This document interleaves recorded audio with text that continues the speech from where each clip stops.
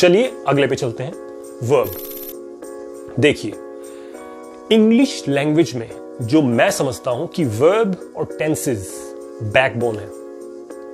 आप बाकी चीज बेशक से करिए या ना करिए, सिर्फ डेफिनेशन आप याद कर लीजिए, वो क्या है वो आपको पता होना चाहिए, डेप्थ में बेशक से मत जाइए, लेकिन वर्ब्स को, टेंसेस को आप जरूर याद कीजिए। टेंसेस कितने तरह के होते हैं, उन्हीं पे बेस वर्ब्स होते हैं। क्योंकि जो टेंस, देखिए टेंसेस क्या होता है कि आपको, शायद आपको भी पता होगा, लेकिन मैं आपको दोबारा बताता हूं कि कोई भी इंसिडेंट, एक्सीडेंट, वाकया या तो वो अब हुआ है या वो होगा या वो हो चुका है।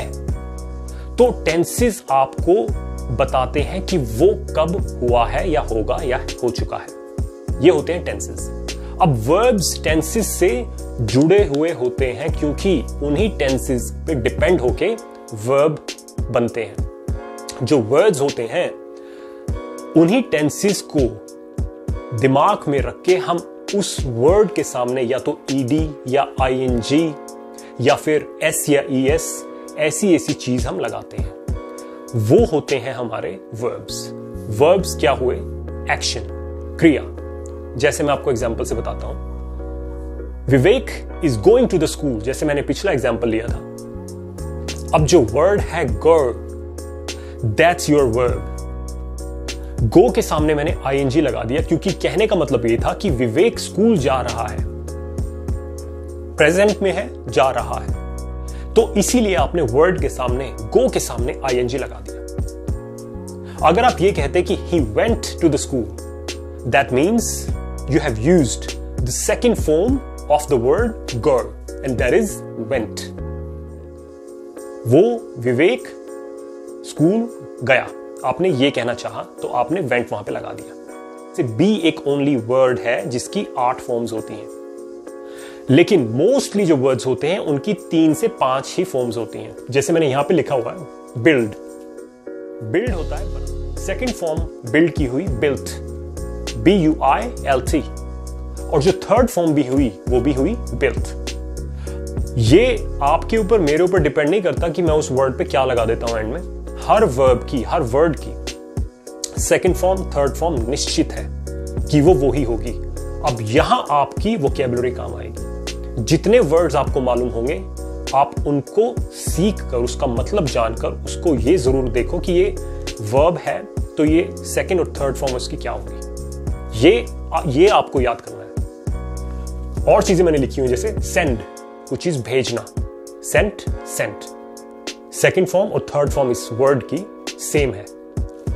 अगला word spend, sent, spent and spent, second और थर्ड फॉर्म इसकी स्पेंट है। तो अभी तक क्या समझ में आया?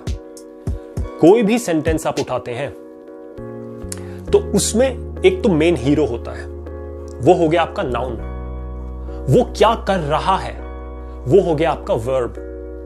अब वो जो हीरो है, अगर आपने उसको डिफाइन करने के लिए कुछ लगा दिया, जैसे ब्यूटीफुल मैन, तो मैन आपका नाउन हो गया और ब्यूटीफुल आपका एडजेक्टिव हो गया, उसे हम एडजेक्टिव कहते हैं। वर्ब आपकी हो गई एक्शन, उस सेंटेंस में कौन सा एक्शन किया गया है, परफॉर्म, उसको हम वर्ब कहते हैं। अगला हम करते हैं एडवर्ब। अब देखिए, वर्ब जैसा कि नाम आपको बता रहा है, as the name suggests, adverb जो होता है ये वर्ब को डिफाइन, मॉडिफाई करता है। जैसे मैंने एडवर्ब यहां पे लिखा हुआ है,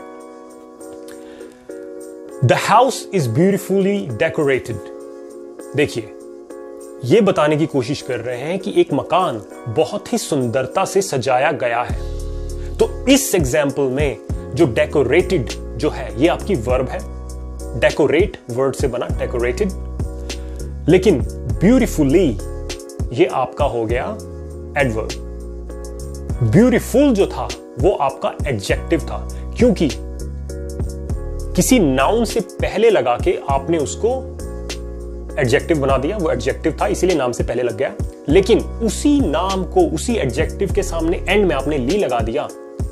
और इस बात को जरा नोट करना, बहुत सारे एडवर्ब जो होते हैं वो ली से एंड होते हैं। इससे आपको पहचान हो जाएगी, सभी नहीं बहुत से, इससे आपको ये पहचान हो जाएगी कि अगर एंड में ली लगा हुआ है तो ये आपके एडवर्ब होगा। जैसे the house is beautifully decorated, जो मकान है बहुत सुंदरता से सजाया गया है। तो सुंदरता से जो है ब्यूटीफुली, ये आपका एडवर्ब हो गया।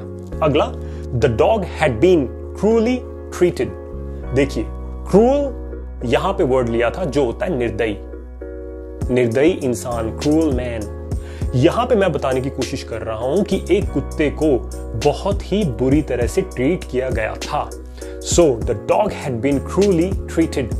अब जो ट्रीटेड है ये आपकी वर्ब हो गई जो ट्रीट वर्ड से बनी है। और जो क्रूअल है, जो यहां से आपका वर्ड था, जो एडजेक्टिव था, उसके सामने एंड में हमने ली लगा दिया, उसे क्रूअली बना दिया, तो वो क्या हुआ आपका एडवर्ब।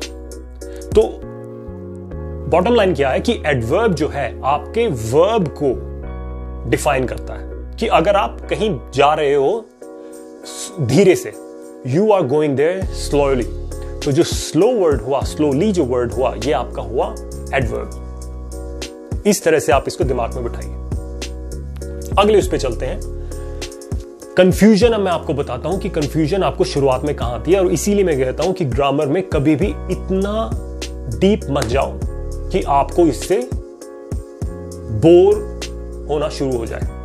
ऐसा तो आप बिल्कुल मत करो। देखिए कुछ ऐसे वर्ड्स होते हैं जो कि नाउन भी होते हैं, नाउन की तरह भी यूज होते हैं और वर्ब की तरह भी यूज होते हैं। जैसे इंसल्ट वर्ड है, आप इसको नाउन की तरह भी यूज कर सकते हो और इसे वर्ब की तरह भी यूज कर सकते हो। जैसे इंसल्टिंग, इंसल्टेड, इंसल्ट्स, तो ये वर्ब की तरह भी यूज हो सकता है और इसे आप नाउन की तरह भी यूज कर सकते हो। ऑब्जेक्ट, ये आप नाउन की तरह भी यूज कर सकते हो और वर्ब की तरह भी यूज कर सकते हो। प्रेजेंट, दोनों तरह से यूज किया जा सकता है। और यह सिर्फ 3 ही नहीं है, बहुत से ऐसे वर्ड्स हैं जो कि दोनों तरह से यूज किए जा सकते हैं। ऐसे भी वर्ड्स हैं जो एडजेक्टिव और एडवर्ब दोनों तरह से यूज किए जा सकते हैं। जैसे hard, free, high, early, fast, far, ऐसे से बहुत से वर्ड्स हैं जो कि एडवर्ब भी हैं और एडजेक्टिव भी हैं, दोनों हैं। इसीलिए मैं कहता हूं कि कंफ्यूजन ग्रामर में बहुत है। प्रैक्टिकली जितना आप समझने की कोशिश करोगे, आपको अपने आप ये चीजें क्लियर हो जाएंगी।